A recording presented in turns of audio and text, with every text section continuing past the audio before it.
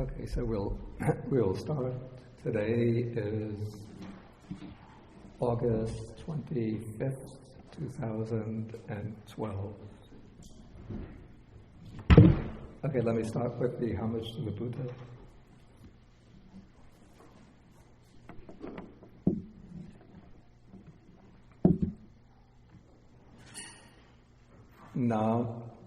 Namo tassa bhagavato arahato samma sambuddhassa.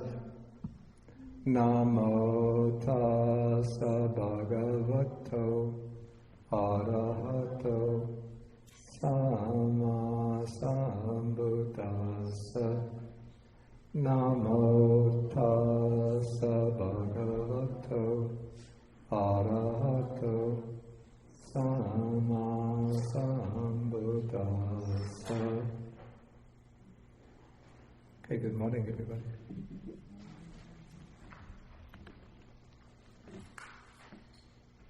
Let's see where we are.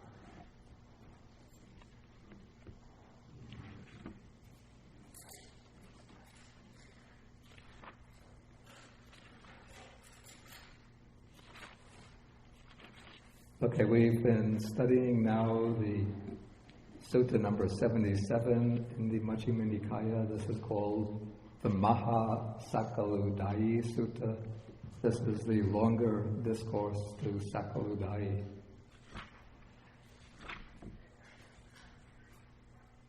Okay, and so we've been going through the reasons why the Buddha's disciples respect, venerate him, and live in dependence on him. That's the main theme of the sutta. And the fifth way that we came to of these 5 ways in which they respect him is called the way to develop wholesome states, wholesome qualities. And we went through the 7 sections on the 37 aids to enlightenment, the Bodhipakkhya Dhammas, and then we come to a variety of additional practices. I did last week the 8, what are called the 8 vimokkha's, the 8 liberations, which, as I explained last week, are not states of ultimate or final liberation, but they are states of deep or deepening samadhi or concentration, in which the mind is liberated from certain obstacles to those higher states of those higher attainments. Okay, now we come to a group or a set called the 8, here it's translated the 8 bases for transcendence. I'll put the Pali word on the board.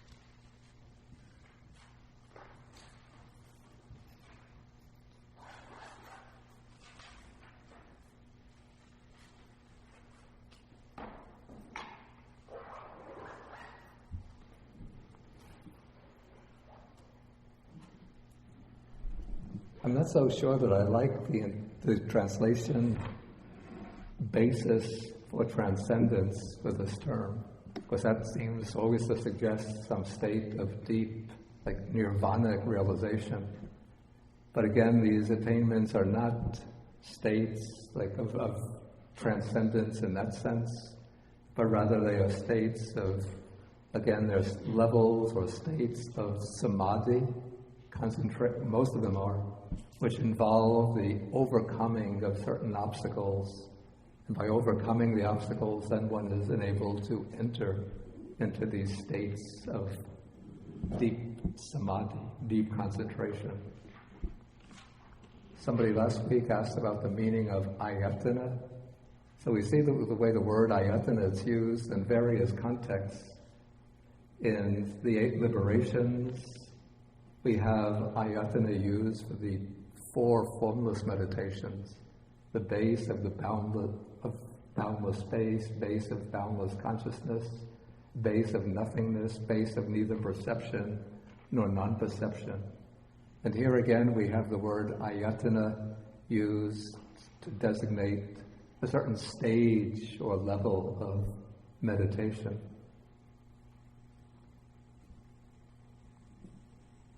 And if we look at the 8 bases for transcendence, this is my own hypothesis, it seems to me that they are a finer differentiation of the first 3 liberations. If we just take a quick look at the 8 liberations, just the first 3. The first is, this is on page 638, possessed of material form, one sees forms. In Pali, this is rupi, which means having form. Like something made out of matter is called rupi, having form. One sees forms. Rupani pasati. Then not perceiving forms internally, one sees forms externally. And then one is resolved only upon the beautiful. So those are the first 3 liberations.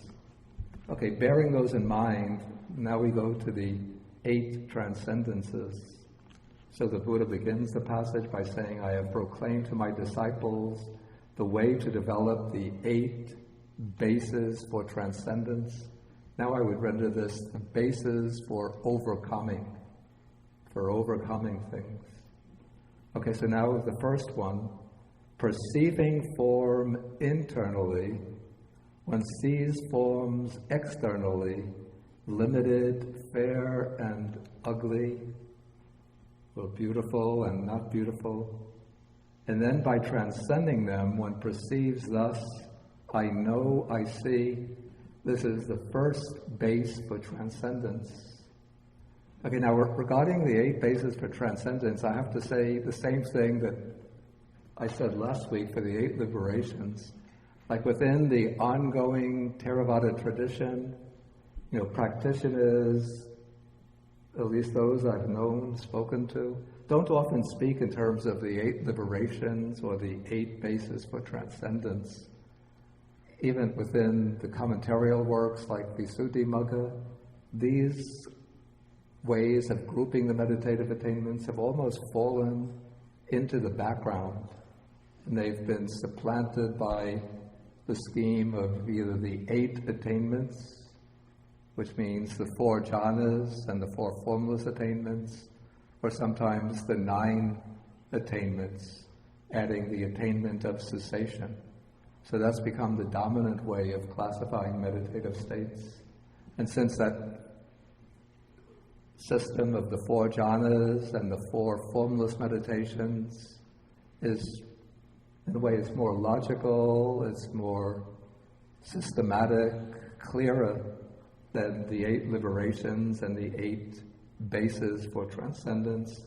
These others have receded somewhat into the background. So the commentaries, they have to explain them because they come in the text, but one doesn't find them mentioned very often thereafter in works, in the commentarial works, or in works based on the commentaries.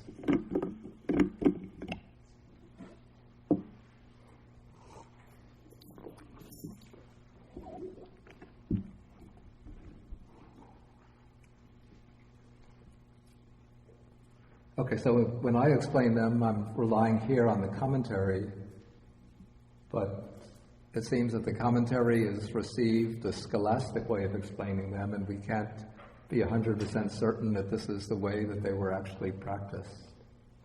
Okay, so when it comes to this expression, perceiving form internally, this means that one picks up an initial object of concentration from some form internal to the body.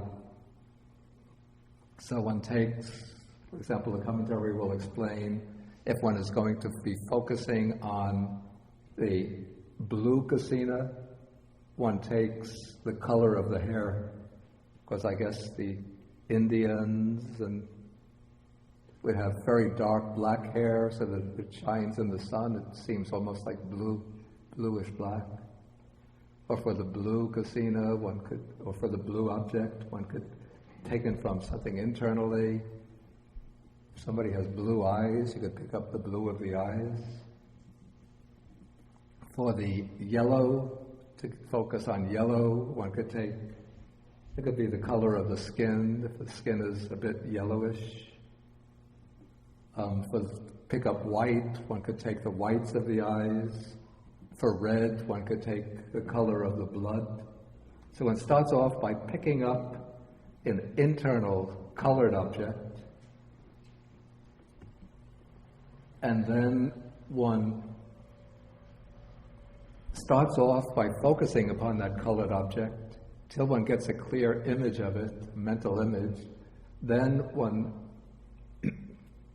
takes up external form material objects that have a particular color, and then one perceives those as the basis of concentration.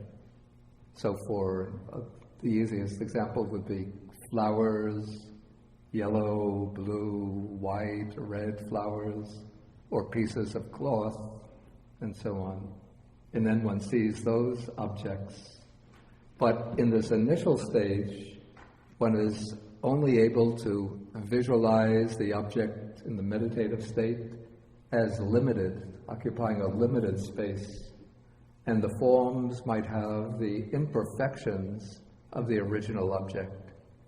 So there's not, say, the hairs are not a perfect blue, or the eye is not a perfect blue, or the blood not a perfect red, color of the skin not a perfect yellow. So it's fair and ugly. Some of the forms will be pretty, some will be defective, deformed. But this is an initial stage, and so one starts off in this way, perceiving the forms in the state of meditative concentration. One becomes absorbed in them. Okay, and then the text says, by transcending them, one perceives, thus I know, I see.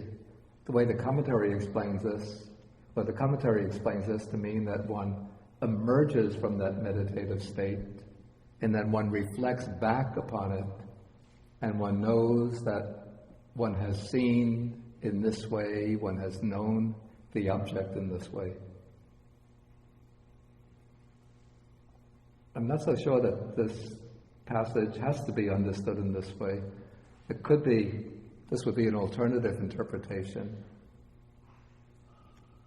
that one uses the object as a basis for concentration, okay, and then one overcomes the object of concentration, and then one gains insight to, it could be into one of the three characteristics, impermanence, suffering, non-self, based upon the original object. And in this way, one comes to the conclusion, I know, I see. So that's another way to interpret this.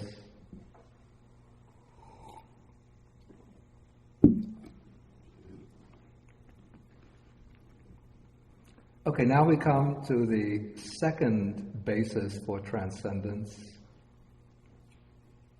This is almost the same as the first, except with one significant difference. Okay, perceiving form internally, one sees forms externally. Again, the initial procedure is the same. Okay, but now the forms are immeasurable, appamanam, measureless, boundless, fair, but they're still fair and ugly, and by transcending them one perceives thus, I know, I see. Okay, so according to the commentarial way of interpretation, what this means, okay, in the first basis, one starts off with that samadhi based on a form, but the form, because one is picking it up from some kind of object, an object that's actually been perceived with the eyes, it's limited in dimensions. But once one gains samadhi or concentration based upon that limited object, one can then start expanding the object, increasing the object, so that it will spread out from a limited region till it seems to spread out, covering all of boundless space. For example, if one is inwardly perceiving, say, a red form, it might seem in the mind's eye to be maybe about 6 inches in diameter, but then one can start expanding the size of that circle. So it will go from as if it were 6 inches, going to 9 inches, 12 inches, 2 feet, 3 feet, 4 feet, 6 feet. And then I guess once you go beyond 6 feet, it seems like 12 feet. Thereafter it can seem as though it's covering boundless space. And so it becomes immeasurable. Okay, so that's the second base for transcendence. Okay, then the third base, okay, not perceiving form internally, one perceives forms externally. It seems in this case, one doesn't pick up the initial object from something internal to the body, but one begins straight off with taking an external form as the initial object. Or it could be, this is another way to understand this, that instead of picking up the initial form from the body and then developing an inward visualization of forms, so the forms were external, one doesn't have to rely upon the form taking up some concrete material form as the object, but one can, because one has gained experience with this meditation, one can immediately sit down, cross the legs, and visualize a form without having to start off from an actual concrete instance of form. So if I want to visualize a blue form, I don't have to start off with either blue of the eyes or even a blue flower, but I just sit down, cross the legs, and conjure up the image of a blue form, and there it is before my mental vision. Okay, so not perceiving forms internally, one sees forms externally, but here the forms are still limited, fair and ugly. By transcending them, one perceives, thus I know and see. This is the third base for transcendence. Okay, the fourth, again, is the same, not perceiving forms internally, one sees forms externally, but now they are immeasurable, fair and ugly. And by transcending them, one perceives, thus I know, I see. So you could see that these 4 bases for transcendence seem to be very similar. They seem to be variations on the first 2 liberations. Possessed of material form, that would correspond to the case of perceiving form internally. Then one sees forms, that seems to correspond to one sees forms externally. Okay, so that seems to cover the first base of the first liberation seems to cover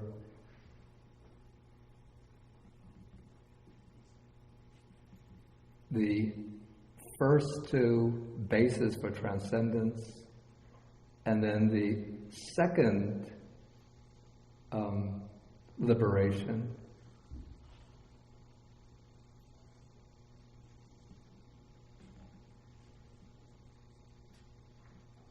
seems to cover the first liberation seems to cover the first two bases for transcendence.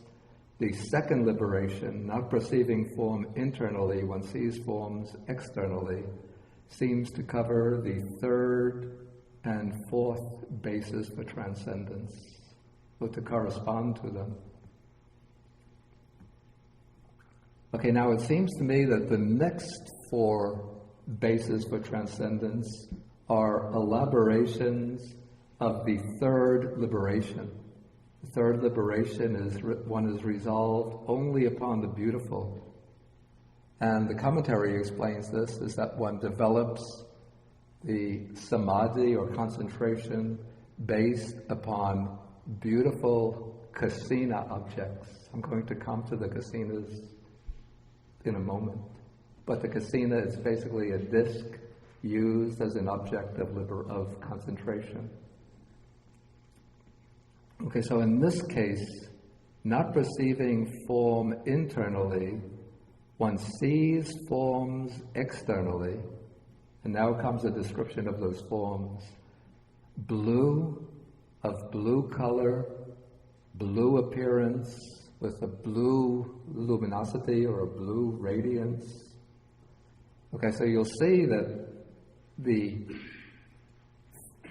5th, 6th, 7th, and 8th basis for transcendence, the description is exactly the same except for the color that's involved. So the last four bases for transcendence are really, in a way, just one base for transcendence, which is simply differentiated according to different colors, 4 different colors. So this seems to correspond to one is resolved only upon the beautiful. So if the beautiful means the beautiful colors, then all you do is divide those colors up to distinguish those colors as blue, yellow, red, and white, and then you have the 5th to 8th bases for transcendence. Okay, so here one is in the first of these, one is perceiving blue. Then this is illustrated by a flax flower. Has anybody seen a flax flower? They must grow in America, I think, because we have flax oil here. People use flax seeds. But I don't think I've ever seen the color. I don't think I've ever seen the flower. Nobody else has? I thought it was yellow. Excuse me? I thought it was yellow. Maybe in America they're yellow, but perhaps in India they're blue. I thought it was yellow. Okay, so anyway, a flax flower, which is blue, of blue color, blue in appearance, with blue luminosity, or just like Benares cloth. Benares, in ancient times, even today, is very famous for the quality of its cloth. Smoothened on both sides, is blue, of blue color, blue in appearance, with blue, it's not really luminous like phosphorescent, but I guess this is just another word for color. So too, again, one not perceiving form internally, one sees forms externally. That's a mental vision, which are blue, with a blue radiance and so forth. Then one transcends this and one knows, I know, I see. Okay, the 6th base for transcendence, exactly the same, except that the forms are yellow, and the simile is given of something called the Kanikara flower. Again, I don't know. It must be a flower that grows in India. Is there something like this in Sri Lanka? Does the name sound familiar? Sometimes the singular words are derived from the Pali or Sanskrit words. Kanikara flower, nothing like that. Okay, we don't know exactly what it is, but obviously it's of a yellow color. Okay, that's the sixth base for transcendence. The seventh base for transcendence is the red forms with a red color. And then these are compared to the hibiscus flower. Anybody know what a hibiscus flower is? Do you know, Judy? It's a big red flower. Big red flower. Maybe we can take the red rose. So the rose is really pinkish, not really a pure red.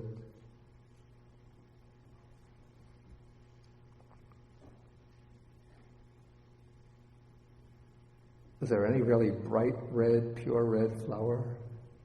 Other flower that grows in America? Poppy. Poppies grow in America.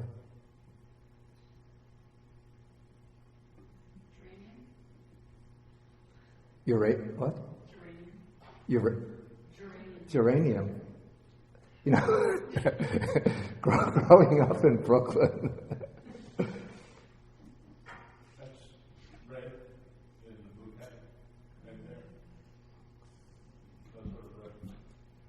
Is it a real flower? Okay. Okay. Anyway, it's red, yeah. Okay, so that is the seventh base of overcoming or transcendence. Then the eighth is not perceiving form internally. One sees forms externally, white, of white color, white appearance, white luminosity. Okay, here the simile is not given of a flower, but what is called, in Pali is called the Osada Taraka, which literally means the medicine star. But in English, I think we translated it as the morning star. It actually is referring, in reality, it's the planet Venus, which appears very early in the morning. Usually it seems to be the brightest star in the sky, though it's not a star. Very bright, relatively large. And again, it's a very white color. So just like the morning star, which is white, of white color, white in appearance, with white luminosity, or just like Venari's cloth, which is white, white in appearance, and so on. So he sees forms externally with a white appearance, white color, white luminosity. And by transcending them, one perceives thus, I know, I see. Okay, so those are the 8 bases for transcendence. Now, it seems to me that the 8 bases for liberation, the 8 liberations and the 8 bases for transcendence would have been easier to understand if the 10 kasinas were placed first before them. And perhaps in the original presentation, perhaps the 10 kasinas came first. Because the kasinas are really you call this the foundation or substance of a number of the liberations and basis for transcendence. Okay, the kasina is usually it's a circular object which is used as a basis for contemplation, for gaining samadhi, concentration. I don't have personal experience with the kasinas, but I know that they're used in Sri Lanka in some of the meditation centers, and I know monks who have practiced them. So they are part of contemporary practice. And the kasinas are given a lot of explanation in the Visuddhimagga, which actually takes the earth kasina as its basis for explaining the whole system of the jhanas. Okay, so the kasina is initially, it's a physical object that's used as a basis for concentration. And so we have 4 kasinas which represent the 4 physical elements and 4 colored kasinas. Those are the main kasinas that are used.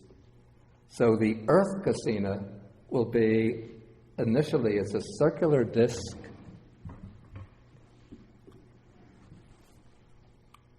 one might take a strip of metal or a strip of wood and make a kind of container or a rim. See if I could draw this 3-dimensionally.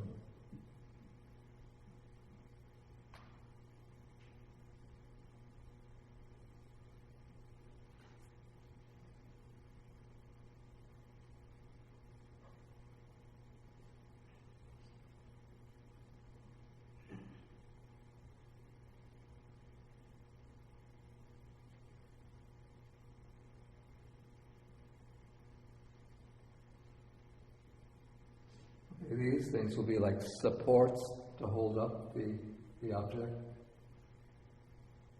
So this is used to make like a rim. And so there might be some space, maybe about 1 inch of space here. So it's about an inch of depth, you could call it. And then the inner part of the kasina will be filled with clay or with mud.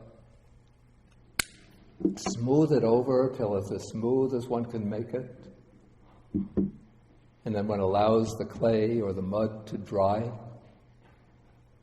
And then the meditator will put it a certain distance away from himself, maybe supported by a chair so that its meditator will be sitting maybe on a seat, meditation seat here, and that kasina disc will be supported by the chair.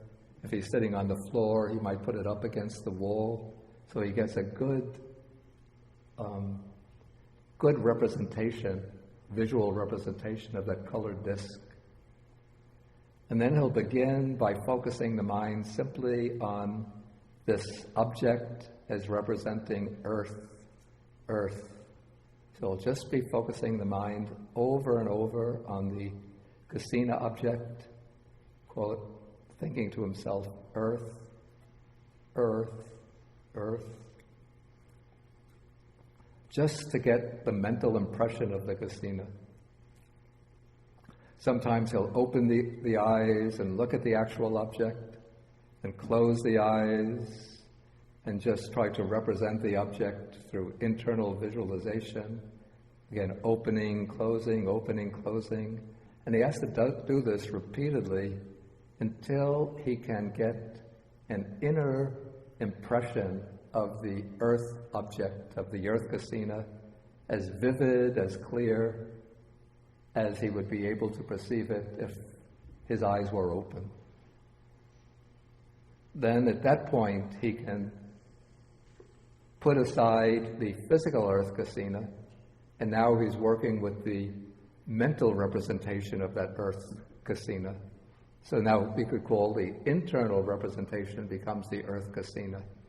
And then he keeps on meditating on that inward visualized object over and over. If it starts to fade out, he might have to go back and use the physical object for some time. But he has to keep on practicing until there emerges from that mentally visualized image of the earth kasina what is called the nimitta, in this case the patibhaga nimitta. This is what's translated sometimes as the sign, or now I would use the mark. It's not a consciously constructed object, not a consciously constructed mental representation, but when starts off, what passes from the actual physical object to the inner mental representation, then out of the mental representation there emerges almost like spontaneously an inwardly visualized image of the earth kasina, which is bright very, very pure, and it seems almost to have, maybe put it in quotation marks, a life of its own. It's not that it doesn't seem to be something that one is consciously creating, consciously constructing or conjuring through effort. Yeah, Richard. Yeah, when one does that, is that putting oneself in the first basis for transcendence, or the second, or a later one? Because the later ones just talk about not perceiving form internally, only externally. There's the first. Yeah, I think the way the commentaries explain perceiving form internally, they explain that you pick up the form, the impression of that particular form one is working with from the physical body. So one picks up, as I explained, the image of, say, red from the color of the blood, the image of blue from the color of the hair, the image of white, maybe from the color of the teeth. So if somebody has bright white teeth, or the whites of the eyes, or the impression of blue, yellow. So then the internal image is not the internal image of the kasina itself? No. The image of the kasina, I think, I'm using the word internally in a somewhat different sense from the text. I'm using internally in the more normal sense in which we use it in English, that it's an internally visualized object and that one is not looking at anything external, with one's actual eyes. I'm using internal in the sense of mentally visualized, whereas in the text, the way the commentary explains the word perceiving form internally means that one picks up the impression of the form that one is using as the basis for concentration from one's own body, from one's own or from the physical body of a person. But why does that count as internal instead of external? Yeah, as I said, this is the way the commentary explains it, and because the living tradition of practice based on these sutta descriptions has, possibly fallen into obscurity. It's no longer been maintained. Yeah. So perhaps the commentary isn't explaining it according to the original intention. So I just have to say that these 8 bases for transcendence are a bit obscure. That's why I didn't ask, are there any questions about that? Because, just like you asked the question now, all I could do is say, this is what the commentary says, or sometimes this is the way I would interpret it, but I don't really know for sure. Okay, so based upon that mentally visualized image, there emerges this sort of bright counterpart to it, which is called, it's a term that doesn't come in the suttas, but it comes in the commentaries. The word used, sometimes it's simply nimitta, or more precisely, it's the patibhaga nimitta, the counterpart.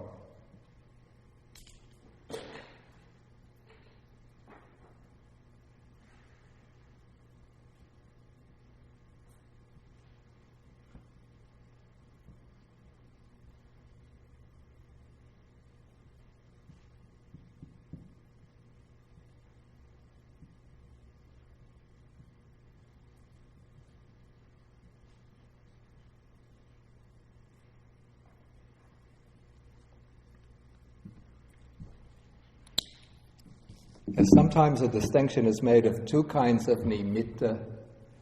The mental image that arises simply as a reflex of the original object, when one is looking at it, closing the eyes, closing the eyes, and then when one reaches the point where one could see the object as clearly with the eyes closed as one can see the actual object with the eyes open.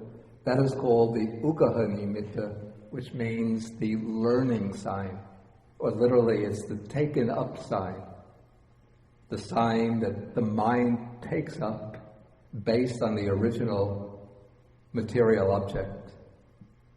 But the other nimitta, the patibhaga nimitta, which is what we usually refer to as simply as the nimitta, that is, literally, it's the counterpart sign. It's the image of the object that emerges from the learning sign.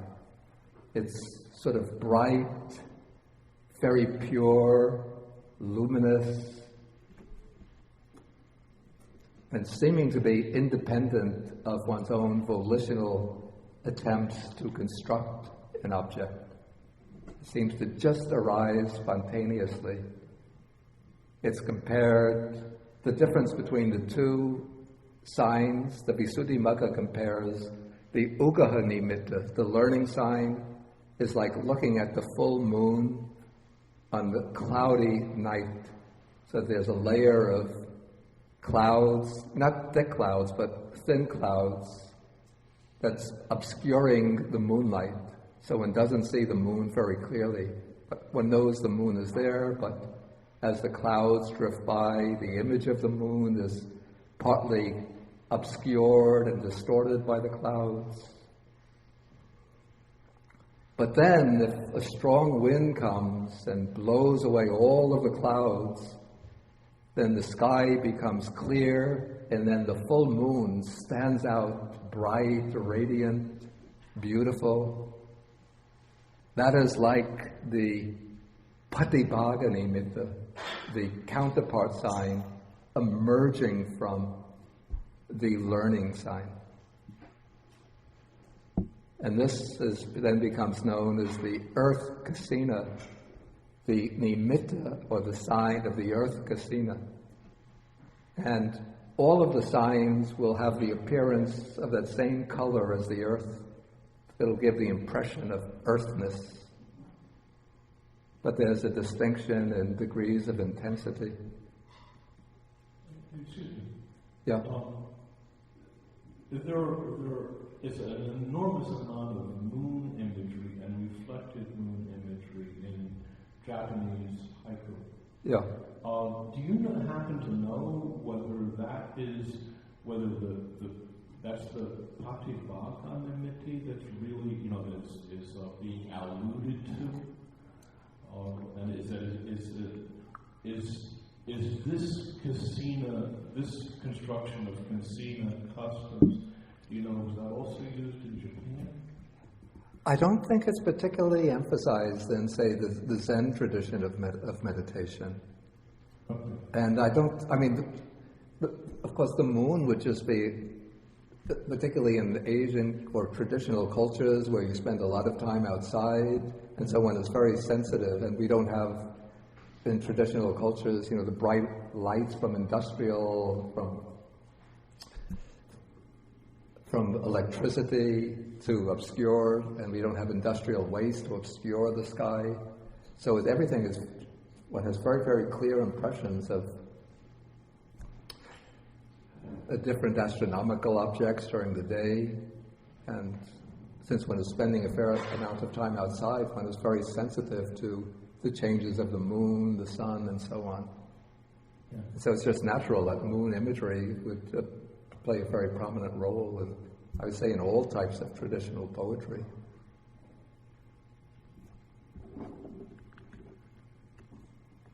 And so somebody can do a search through if you get a collection of the Shakespeare sonnets of Shakespeare, and do a search for the word moon. Look through the poetry of, I'm sure in Indian poetry too, even romantic poetry, you get images of the moon.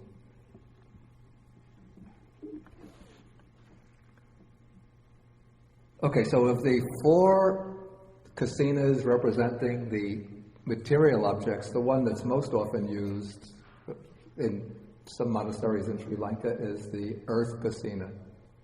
And though I explain the kasinas, one warning that I have to give, it's a warning that I heard, that one shouldn't practice the kasina meditations unless one is doing it under the guidance of a skilled teacher who is experienced in those meditations.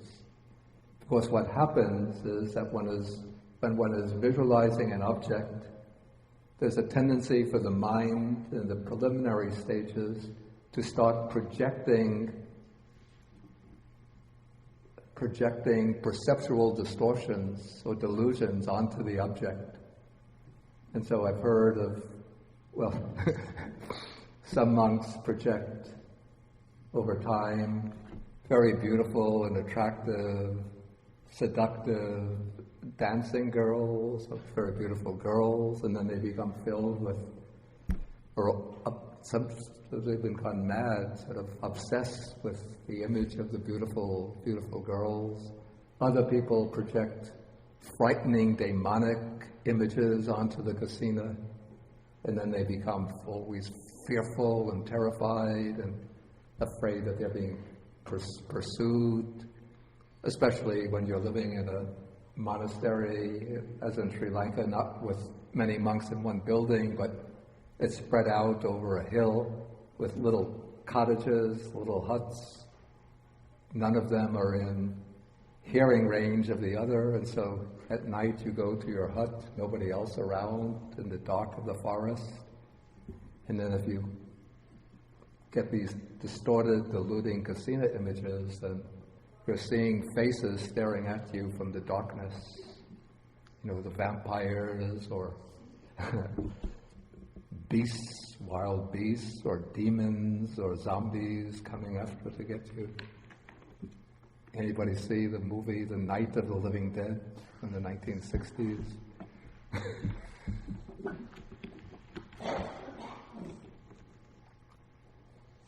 Okay, so to do the water kasina, one would take a bowl of clear water and put it out and use that as the initial kasina object. The fire and air kasinas, I have to say, a bit strange. I don't know people who've actually used them. But I guess for the fire kasina, the way I've heard it described, like in the Visuddhimagga, you would have an actual fire burning, and then one puts in front of it, like it would have to be some distance, so that a wooden board, sufficiently distant so that the board doesn't catch fire, and one has cut a hole in the board, so that through the hole one can see the fire. So as one is looking at the fire burning through the wooden board, you will be directing the mind on the impression, fire, fire, fire. But it seems that to succeed with the fire kasina, one would have had to have some initial success with the earth kasina or the water kasina, because the fire, after a certain time, it will start to go down. So if you're planning to do like an hour's meditation and you light the fire, maybe initially the fire, you get a strong fire burning for the first 10 or 15 minutes, but then after the fire burns its supply of wood, then it goes down. If you're not a gifted meditator able to pick up the sign of fire within that 10-minute period, then you have to start building another fire or refreshing the existing fire, and you lose the consistency of concentration. Then the air kasina, I just have to put a question mark over. It's mentioned, how to practice it, I don't know. Marcy, do you have a question? What would the inner sign be? Like fire? Okay, just take the microphone so that other people. What would be the internal sign? Yeah. It would be like a visualized impression of, it would seem to really turn into almost like a color kasina. Of course, one would be picking up the color of the fire, and it's said that, especially for the Patibhaga nimitta, for it to be perfect, there shouldn't be motion within the sign. So a fire is like it's always moving, always changing. So if one has that in the Patibhaga, if one has that in one's inner mental visualization, it couldn't be called the Patibhaga nimitta. maybe it would be almost like a photograph. You know, if you have a photograph of a fire, it's not moving in the photograph, but you have the impression of a fire which is quite distinct from the colors that are making up the fire. That's all I can say. Yeah, but within Sri Lanka, after the earth kasina, the other kasinas that are used most often would be the colored kasinas. And so here we have blue, yellow, red, and white kasina. One could make the covering of the kasina to be a piece of wood, which is cut in a circle, and then one simply paints that round piece of wood, paints it whatever color one wants to use, a deep blue, a deep yellow, a very pure white, a very deep red. And then one focuses upon the object. It could be blue, you know, if one takes the blue kasina, just focusing on blue, blue, blue, blue. Or if it's the yellow kasina, yellow, yellow, yellow, whichever color one chooses. And the object of this is simply to focus the mind, to collect the mind. Doesn't involve in any way insight or wisdom, but here one is developing the kasina in order to build up the power of samadhi, the power of concentration. And so for some meditators, the kasinas will be very congenial objects. I found generally, in the cases that I've come to know, it seems to work fairly well with Sri Lankan forest monks who have been living a fairly simple life, maybe because they're able to hone the mind in very quickly and effectively, effectively upon that very simple object. I've heard from Westerners who have tried to practice the kasina meditations. Too often the mind gets sort of troubled by distracting thoughts, by streams of thoughts coming up. I do know some meditators who have worked with Westerners who have worked with kasinas over a long time.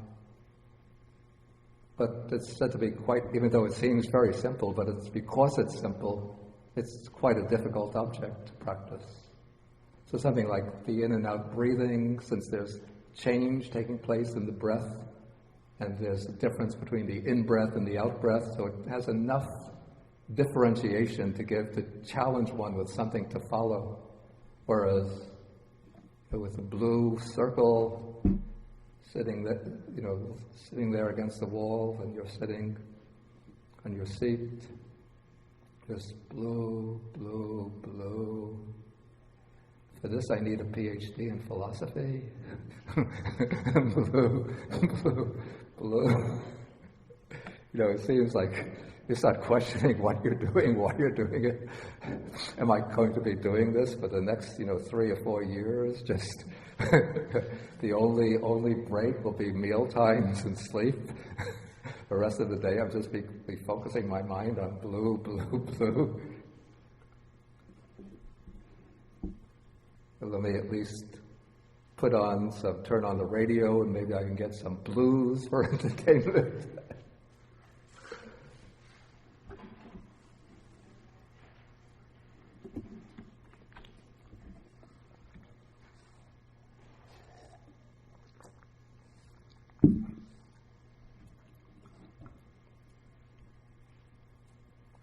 Yeah, the one Western monk that I know who had good experience with the kasinas had been a painter in his lay life. Not a wall painter, but an artist painter. So he was very, very sensitive by his temperament to colors. So he could work very easily with colored kasinas. Okay, so these are the 8 kasinas. Then there are 2 other kasinas which are added in this list. The ninth is the space kasina. And in the old system, it seems the original system, well, let's take the 10th is the consciousness kasina. Okay, it seems in the original system of the kasinas, as laid out in the suttas, the space kasina was equivalent to the base of boundless space.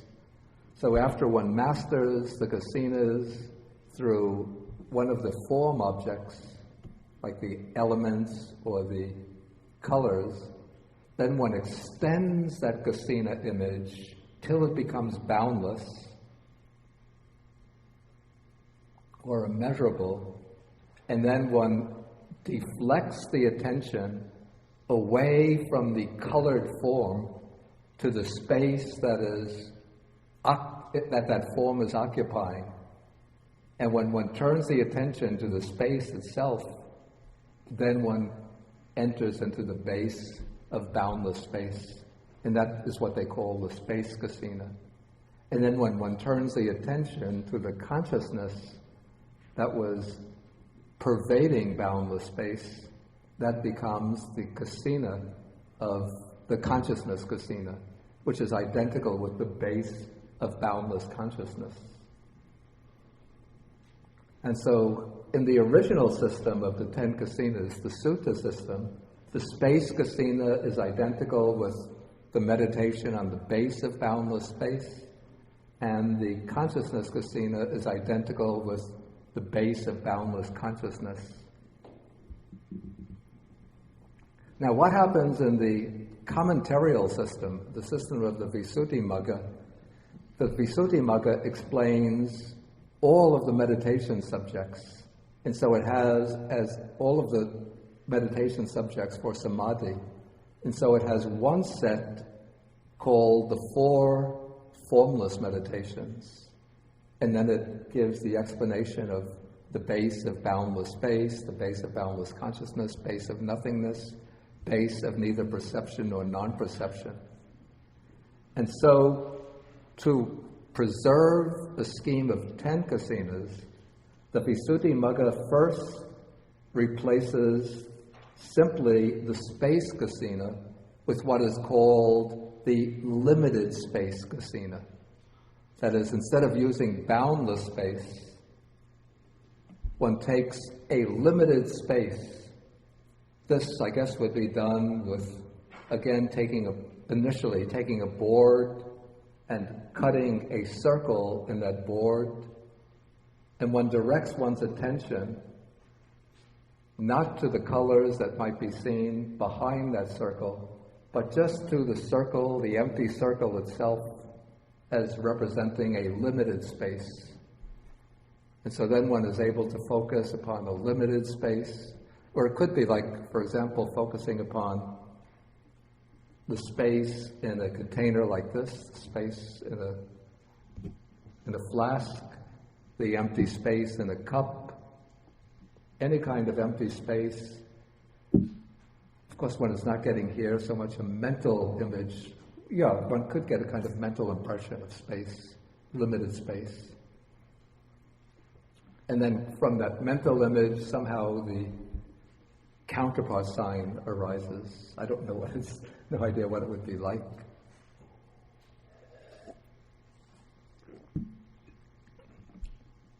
Okay, so the limited space kasina then comes to fill in for the space kasina. And for the consciousness kasina, the Visuddhimagga system substitutes what is called the light kasina. This would be a light that one might obtain. In ancient times, it could be the light. You wouldn't want to use the light of a fire, because then it will become mixed with the fire kasina. But one might take the light of the sun or the light of the moon. And one gets the impression of that light until one can visualize a light with one could see a light in one's mind's eye, the visual impression. And then when that light becomes something which sort of arises spontaneously by itself and becomes very powerful, very luminous, that becomes the counterpart sign of the light kasina. And one actually finds a basis for the light kasina in the suttas, because there are some passages, I know of these passages in Anguttara Nikāya, which speak about the meditator as developing what is called aloka sanya, the perception of light. And one of the ways that's suggested to do this is to go out into the fresh air at night and look up at the full moon and get the impression of the light of the moon. Here one is not focusing upon the whiteness of the moon, as one might for the white kasina, but rather on the brightness or luminosity of the moon. Similarly for the sun, but never stare at the sun for a long time. Perhaps one could even use the flame of a candle if one can focus upon the flame from the aspect of light rather than the aspect of fire.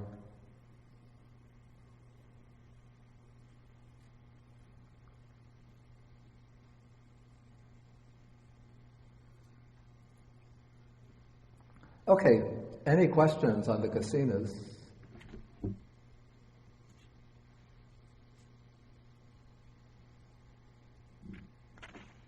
Okay, now we'll go into we'll just continue and try to finish. Well, definitely we have to finish the suttas, this sutta today. Okay, the next passage is on the 4 jhanas. We've gone through the jhanas quite a number of times in the past, and this passage is just useful, a little bit different than most of the standard passages on the jhanas, in that it has the similes to illustrate each of the 4 jhanas. So the first jhana, it's like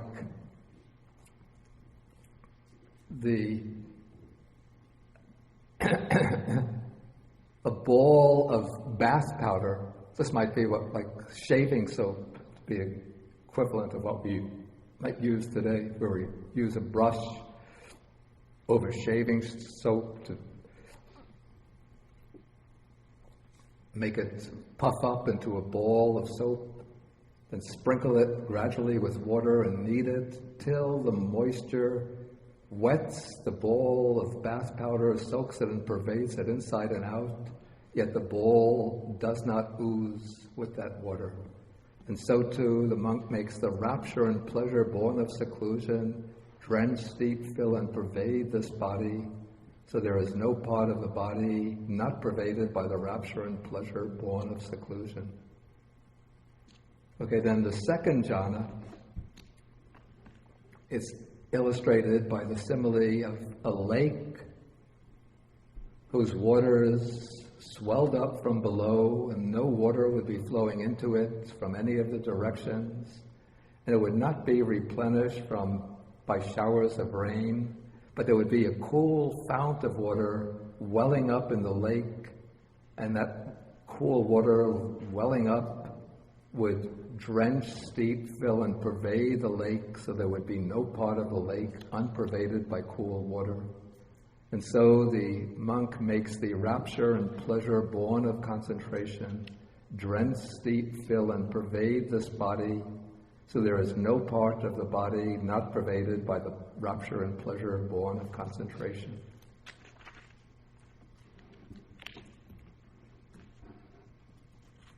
Okay, the third jhana, here rapture falls away and only the sukha, pure pleasure or bliss, remains. So this is illustrated by a pond of blue, red, or white lotuses. Then there would be some lotuses which are born and grow in the water and never rise out of it. And so cool water would drench, steep, fill, and pervade them to their tips and roots.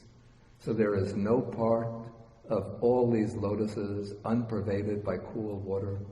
And so the monk makes the pleasure that's devoid of rapture pervade this body, so there is no part of this whole body unpervaded by that pure pleasure, free of rapture.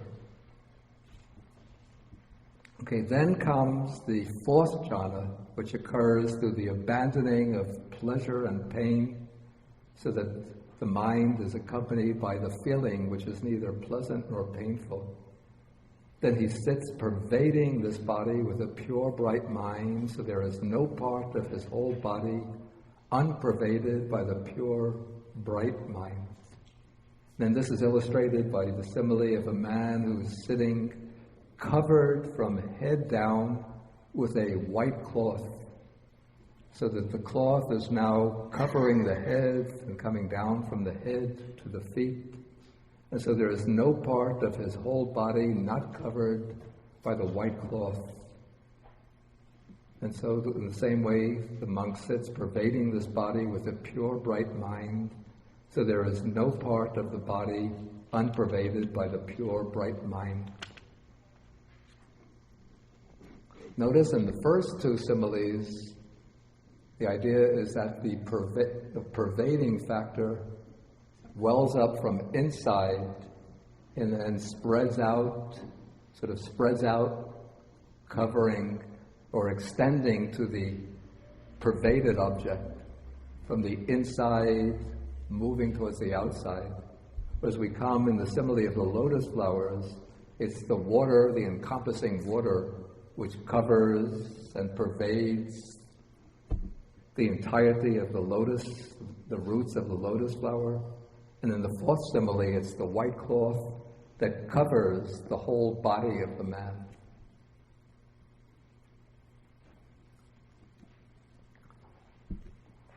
Okay, I want to move on so that we can finish the sutta.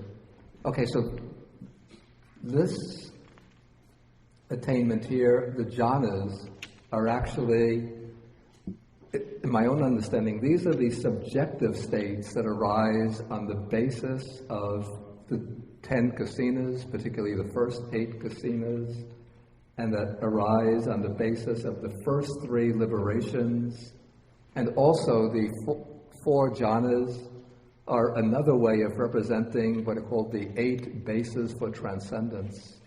In other words, we could take any one jhana and, depending upon its strength, purity, and intensity, classify it amongst the 8 bases for transcendence. Okay, now we come to a set of practices, sometimes they're called the 8 higher knowledges.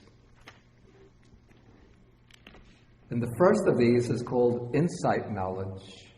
And this is a little bit different from the way we understand insight within the Vipassana tradition, where insight means seeing into the impermanence, suffering, and selfless nature of phenomena. But here, what's called insight knowledge is referring to what we might call the interdependence of consciousness and the body. So the text begins, the Buddha saying, I have proclaimed to my disciples the way to understand thus.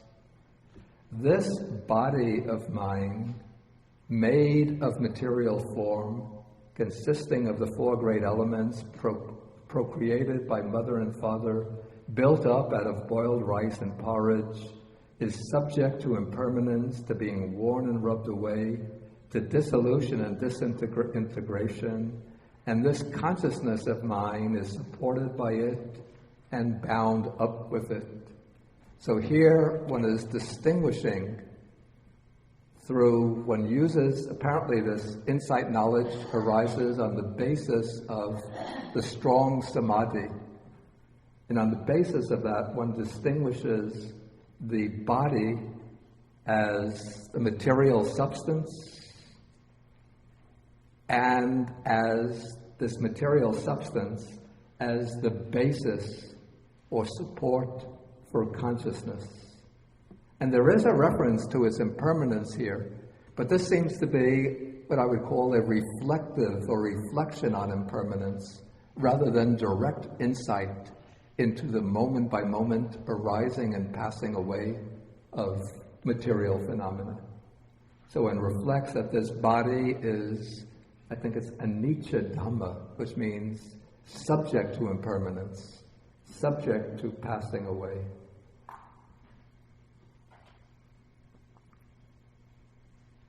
So I don't get the impression from this description that this passage is actually describing the insight into form as arising and passing away, arising and passing away, through direct perception of the moment-by-moment dissolution of form, but rather as a kind of reflective understanding of that the material body is eventually bound to dissolve, to disintegrate, and pass away.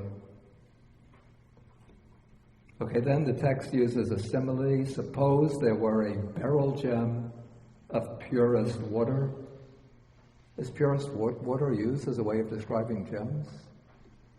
Anybody have experience with these things? This is Nyanamoli's translation, so I don't know where that kind of language came from.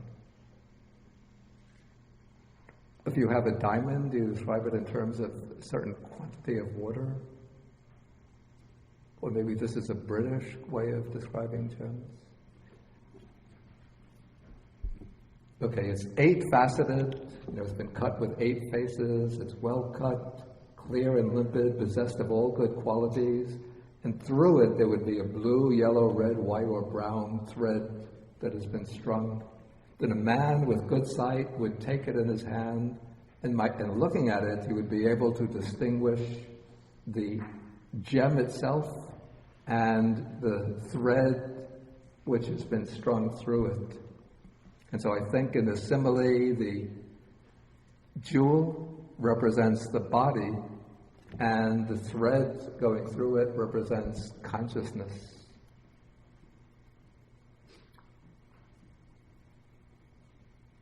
Okay, so even though the body is always changing, well, the consciousness is always changing too, but there's a certain continuity of the consciousness which seems to be well represented by the simile of the thread. And one can distinguish between the jewel and the thread, and so one can distinguish between the body and consciousness.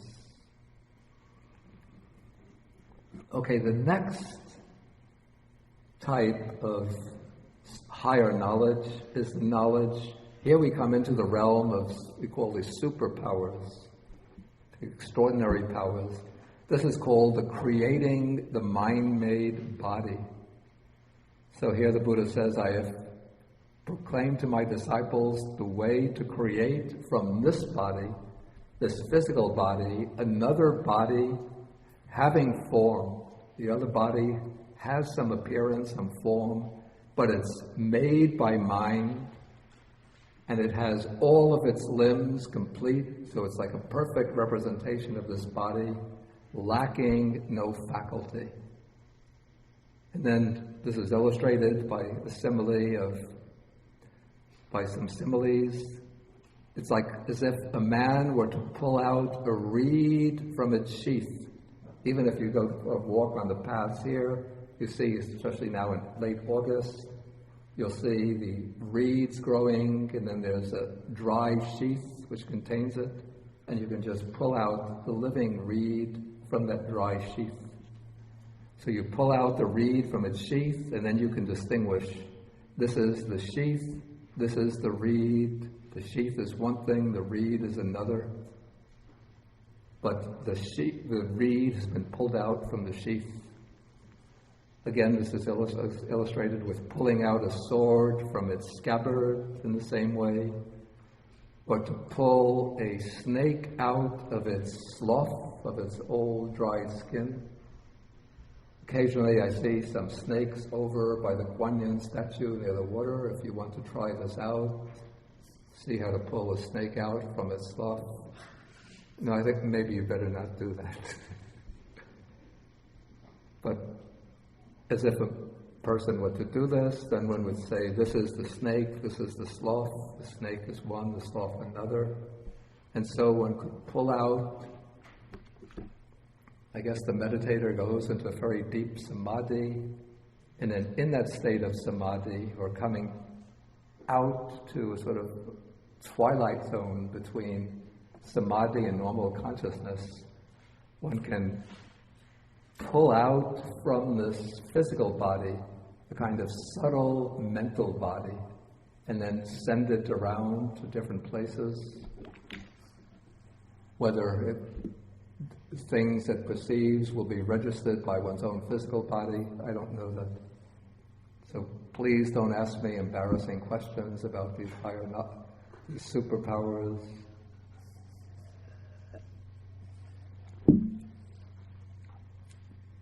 By the way, I think Bhante is still asleep in Taishu Hall. Would you maybe call him up here? I wanted to consult with him.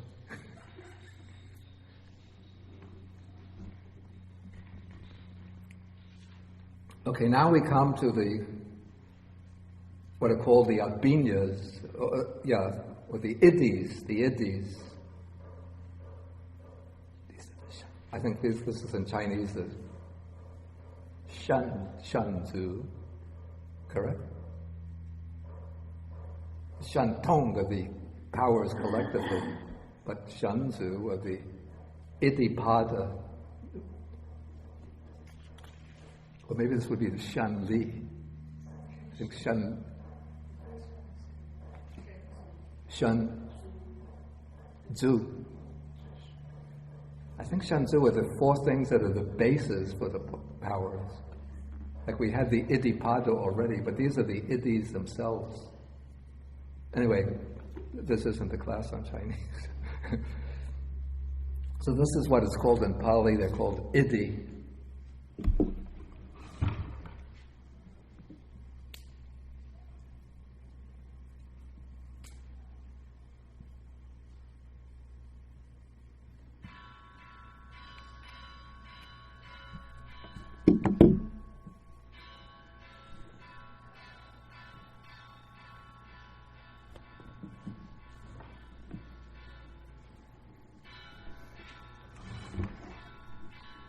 Okay, so what are some of these superpowers?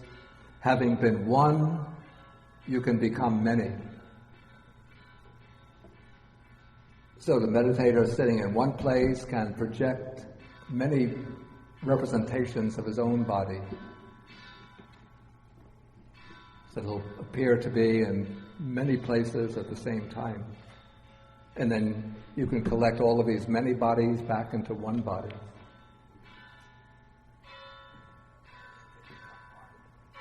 One can appear and vanish, so one could be sitting in meditation and suddenly, you can disappear in a people line. Where have you gone? Wow, he was here a minute ago. And then after disappearing, everybody should be taking very detailed notes on this. When it appears again. See, there's nothing to it. Don't think it's so hard.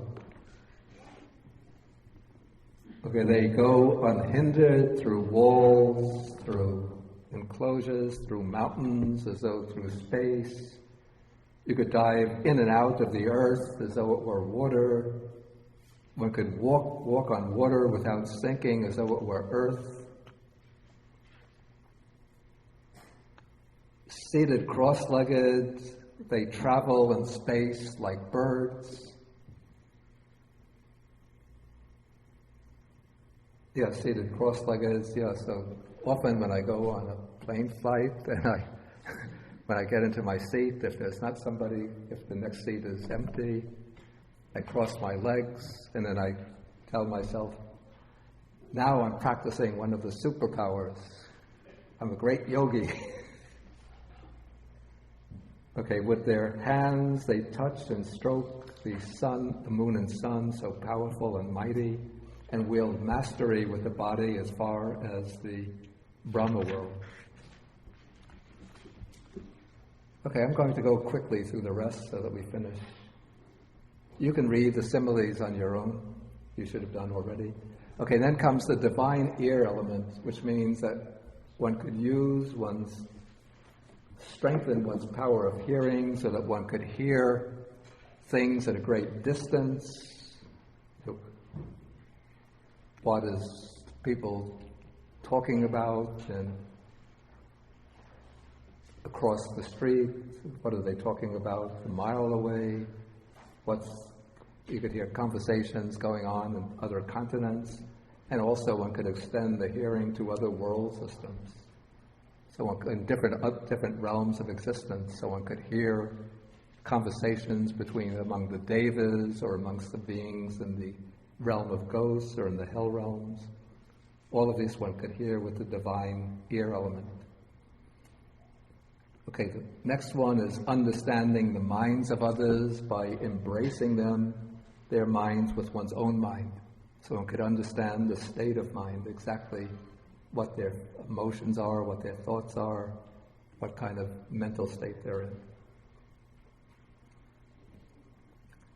Then comes the recollection of past lives. One could recollect one's many past lives, hundreds of lives, thousands of lives, 100,000 lives. Then with the divine eye, one can see beings passing away and taking a rebirth elsewhere, and see how their rebirth occurs in accordance with their karma. Okay, all of these powers that I've been describing so far, superpowers, are still considered lokiya. That means they're still mundane powers. I mean, they're great and wonderful if one attains them, but they're not directly connected to liberation. It seems these powers were known by yogis in the time of the Buddha, so the Buddha included them within his own system of training. And in order for the Buddhists, monks and nuns, to stand out, to be able to surpass the disciples of the other schools, they had to develop these powers themselves, those who were disposed to them. But it's the last superpower, which is super-mundane or world-transcending. This is the knowledge of the destruction of the asavas, the defilements or taints. Okay, so now the Buddha says, again, Udayi, I proclaim to my disciples the way to realize with here and now and enter upon and abide in the deliverance of mind and deliverance by wisdom that are taintless with the destruction of the taints. So this is the knowledge that the Buddha has especially emphasized, to know how to bring the taints to an end, to destroy the asavas, the defilements at the root of the cycle of birth and death. So then he gives the simile. It's just as if there were a lake in a mountain recess, clear, pure, undisturbed, and a man with good sight were to see within the pond. He could see shells, gravel, and pebbles, and so on, and distinguish them. And so somebody who has developed this higher knowledge, actually he would be able to know the Four Noble Truths. That is the knowledge that leads to the liberation from the taints. And so by knowing and seeing the Four Noble Truths, he can enter and dwell in the deliverance of mind, deliverance by wisdom that are taintless with the destruction of the taints. And thereby many disciples of mine have reached the consummation and perfection of direct knowledge. Okay, so now after that long analysis, long exposition on all of the different practices within his teaching, then the Buddha says, this is the fifth quality because of which my disciples honor, respect, revere, and venerate me and live in dependence on me. And these, Udayi, are the five qualities because of which my disciples honor, respect, revere, and venerate me and live in dependence on me, honoring and respecting me. Okay, and that brings the sutta to an end. Okay.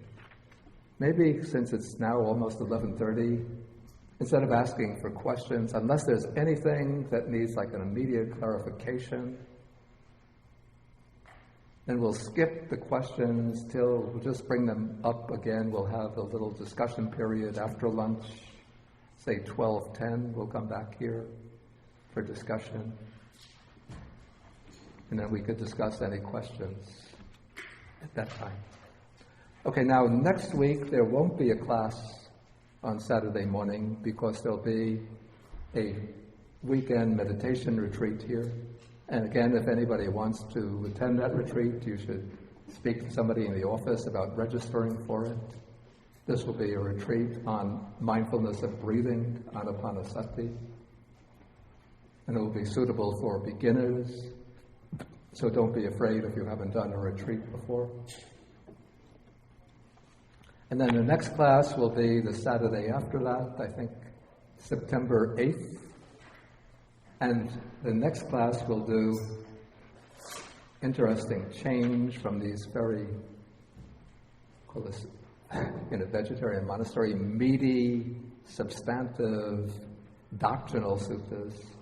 This will be an interesting sutta to look at. It's called Gatikara Sutta, the sutta about, in fact, we're going to have several suttas coming up which give personal stories.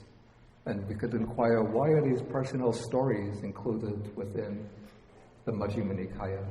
Because whenever there's a story there's always some underlying purpose. The sutta is trying to convey some message, some teaching beneath the veneer or the vehicle or channel of a story, a personal story. Okay, so let us end with the sharing of the merits.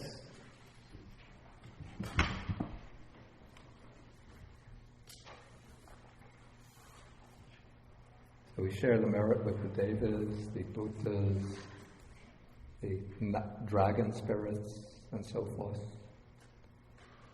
Akasa ta chabumata deva naga mahidika punyantang anumoditva chirang rakantu sasanam. Akasa ta chabumata deva naga mahidika punyantang anumoditva chirang rakantu desanam. Akasa ta chabumata Deva naga mahidika punyantang anumoditva chirang rakantu mang param. Eta vatacham hehi sampadang punya sampadang sabbe devanumodantu sabba sampati siddhya. Short way. Sabbe bhutanumodantu sabba sampati siddhya. Sabbe satanumodantu Sabba sampati siddhya. Bhavagopadaya vichitato etantare satakaya upapanna rupya rupicha sanya sanino tukha pamuchantu pusantu nibutim.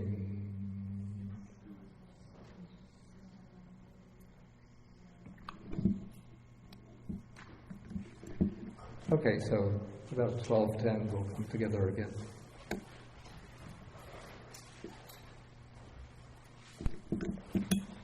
Okay, we end with 3 bows.